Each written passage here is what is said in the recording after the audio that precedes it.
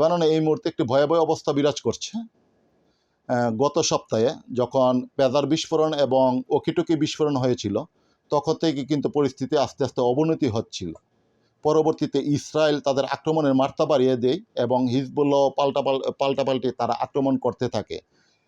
গতকালের যে আক্রমণ হয়েছে, সেই আক্রমণ একটি বিকট আক্রমণ হয়েছে এবং সেটি কিন্তু ঠিক বৈরুতের পাশেই দাহি এলাকাতে হয়েছে এবং সেখানে হিজবুল্লাহ নেতা হাজি নসরুল্লাহ উনি নিহত হয়েছেন বলে আজ হিজবুল্লাহ স্বীকার করেছে। এবং এই পরিস্থিতির পরেই কিন্তু বর্তমানে বৈরুত সহ পুরো লেবানন এখন স্তব্ধ হয়ে আছে। হিজবুল্লাহ সমর্থকরা তারা অনেকটাই এখন শোকে কাতর হয়ে গিয়েছে, অনেকে ফাঁকা গুলি চড়ছে, অনেকে রাস্তায় বিভিন্ন গাড়িগুড়িতে হামলা চালাচ্ছে। ইতিমধ্যে বৈরুত সহ সারা লেবাননের কিন্তু দোকানপাট ইতিমধ্যেই বন্ধ হয়ে গিয়েছে এবং পরিস্থিতি এতটাই নাজুক যে পুরো বৈরুত এখন স্তব্ধ হয়ে রয়েছে। গতকাল রাত বিকালে যখন বিস্ফোরণ হয়, সেই বিস্ফোরণে কিন্তু হাজি নসরুল্লাহ নিহত হওয়ার পরে তারা রাত 11টার দিকে একটি বার্তা দেয় এবং দাহি এলাকা থেকে সমগ্র জনসাধারণকে সেখান থেকে সরে যাওয়ার নির্দেশ দেওয়ার পরেই কিন্তু দাহি এলাকার জনগণ রাতে সরতে শুরু করে। সেখানে কিন্তু এই দাহি এলাকাতে আমাদের প্রচুর বাংলাদেশি রয়েছে। তারা বিভিন্ন কাজেও তারা ওই এলাকায় থাকে এবং বসবাসও করে।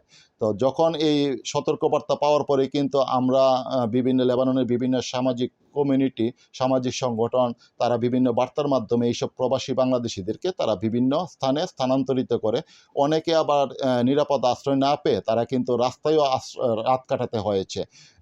অনেকে যেহেতু অনেকে আবার আশ্রয় না পেয়ে অনেকে বিভিন্ন আশ্রয় কেন্দ্রে আশ্রয় নিতে গিয়েও সেখানে বাধার সম্মুখীন হয়েছে। যেহেতু বাংলাদেশি বলে অনেক যে লেবানিজ যে শেল্টার যে আশ্রয়কেন্দ্রগুলো আছে, সেখানে কিন্তু বাংলাদেশিদেরকে অনেক জায়গায় ঢুকতে দেওয়া হয় নাই বলে অনেক বাংলাদেশিরা অভিযোগ করেছে। তবে লেবাননে এখন লক্ষাধিক বাংলাদেশি তারা খুব একটা আতঙ্কের মধ্যে তারা জীবনযাপন করছে। ইতিমধ্যে লেবাননের দক্ষিণে বা যেসব এলাকা হিজবুল্লাহ অধ্যুষিত, সেখান থেকে কিন্তু একটি বিরাট সংখ্যক বাংলাদেশি ইতিমধ্যে তারা বৈরুতে সরে এসেছে। আবার অনেকে এখনও পর্যন্ত এইসব এলাকায় ঝুঁকিপূর্ণ এলাকায় অবস্থান করছে, কারণ প্রবাসীরা অনেকে অভিযোগ করেছে যে মালিক পক্ষ তাদের পাসপোর্ট বা অনেকে বেতন না দেওয়ার কারণে তারা এখনও এই ঝুঁকিপূর্ণ এলাকায় অবস্থান করছে।